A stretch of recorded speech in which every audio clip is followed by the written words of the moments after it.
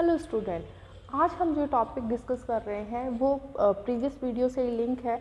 मैंने half yearly exam के लिए जो इम्पॉर्टेंट क्वेश्चंस है उसको डिस्कस किया था। उसका एक पार्ट डिस्कस किया था एजी केमिस्ट्री के लिए, क्लास 12th के लिए। उसी का सेकंड पार्ट लेते हैं। 6 चैप्टर्स के इम्पॉर्टेंट टॉपिक्स हमने डिस्कस कर लिए थे। अब जो लास्ट रिमेनिंग 6 चैप्टर रह गए हैं उनके भी डिस्कस कर लेते हैं। तो चैप्टर नंबर जो 7 है उसके अंदर नाइट्रोजन है, एनपीके जो है वो सभी पढ़ के जाना है आपको। जो इनिशियल है, प्राइमरी पोषक तत्व है एनपीके, उनके बारे में तो आपको पता होना चाहिए। इनके कार्य क्या है, इनके प्रभाव क्या है। और एक बात और, जो मेन एलिमेंट्स है उनके एक एक कार्य जो है वो इम्पॉर्टेंट होते हैं। उनको आप लर्न कर लीजिए कि पर्टिकुलर इसका कार्य ये है, अदरवाइज़ और के सबके सेम है तो आप उस तरह से उसे मैनेज कर सकते हैं। दूसरा, इंडिकेटर प्लांट क्या होते हैं उसके बारे में आप पढ़ के जा सकते हैं। थर्ड है क्रांतिक स्तर और पर्याप्त स्तर। ये इस तरह से इस चैप्टर में हमने देखा, ये 3 जो टॉपिक हैं बहुत ज़्यादा इम्पॉर्टेंट है। इसके बाद बात करते हैं चैप्टर नंबर 8 की। तो उसमें जो पढ़ के जाना है, हमें पढ़ के सभी जाना है, पर जो इम्पॉर्टेंट टॉपिक है जिन्हें वेटेज ज़्यादा देनी है उसमें है फर्टिलाइज़र। और फर्टिलाइज़र क्या है, और फर्टिलाइज़र में हमें 4 टाइप के जो फर्टिलाइज़र है, यूरिया, डीएपी, एमओपी और कैन, इनके बारे में पढ़ के जाना है कि इनके गुण कैसे हैं, इनके संगठन कैसे हैं, ये मृदा और फसलों पर किस तरह का इफेक्ट डालते हैं। तो इस तरह से हमने देखा चैप्टर नंबर 8 में ये जो इम्पॉर्टेंट टॉपिक बनते हैं। चैप्टर नंबर 9 तो एक तरह से ऐसे वाला चैप्टर है, ज़्यादा इसमें लर्न नहीं करना अपने को। जैसे जल मृदा प्रदूषण वगैरह हम छोटी क्लास में पढ़ते हुए आए, परंतु इसमें जो रेडियो एक्टिव वाला पार्ट है वो ज़रूर आपको रीड करके जाना है। इसके अलावा जैविक कीटनाशी क्या होते हैं उसके बारे में पढ़ के जाना है। पीड़कनाशी क्या है इसके बारे में आपको पढ़ के जाना है। इस तरह से चैप्टर नंबर 9 में ये 3 टॉपिक बनते हैं।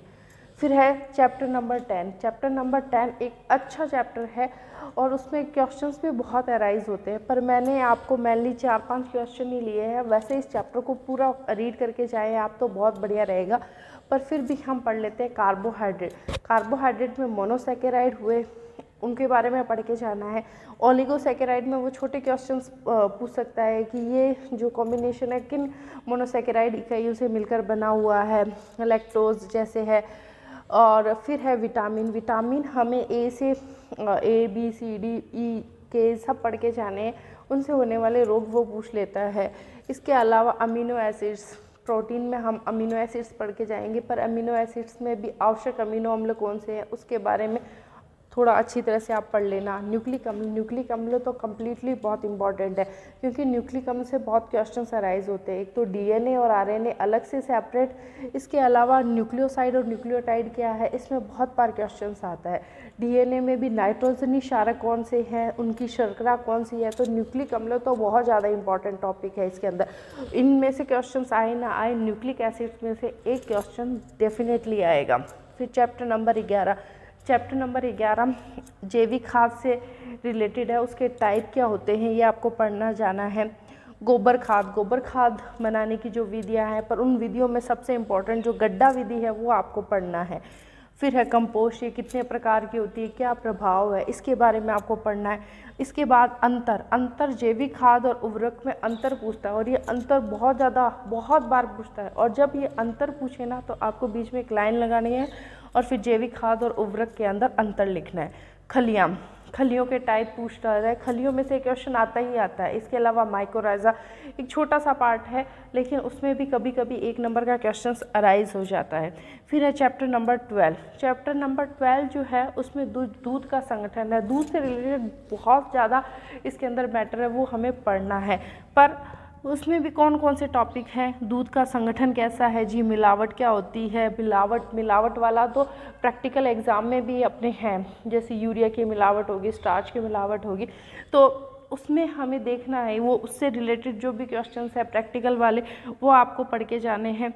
कृत्रिम ग्रंथ से रिलेटेड जो होते हैं, इसके अलावा विपणित दूध क्या होता है उसके बारे में आपको पढ़ना है। क्रीम के बारे में वो पूछेगा, उसकी जो विधियां हैं वो अपकेंद्रण विधि होगी, सरपेट्रा विधि होगी। इस तरह से ये कई विधियां इंपॉर्टेंट है। इसके अलावा ये चैप्टर सबसे बड़ा चैप्टर है और सबसे ज़्यादा मार्क्स ऑब्टेन करने वाला चैप्टर भी यही है, क्योंकि ईजी चैप्टर भी है और आप इजीली इसे याद भी कर सकते हैं। तो इस तरह से हमने देखा कि एजी केमिस्ट्री के अंदर कौन कौन से प्रीवियस वीडियो में मैंने इससे पहले जो लास्ट के 6 चैप्टर हैं उनके बारे में इम्पॉर्टेंट जो टॉपिक है उसके बारे में डिस्कस कर लिया है। अब जो रिमेनिंग 6 थे उनके बारे में डिस्कस कर लिया है। आप चाहे तो इसका स्क्रीनशॉट ले सकते हैं और आप हाफ ईयरली एग्ज़ाम के लिए अच्छी तैयारी कर सकते हैं। Thank you.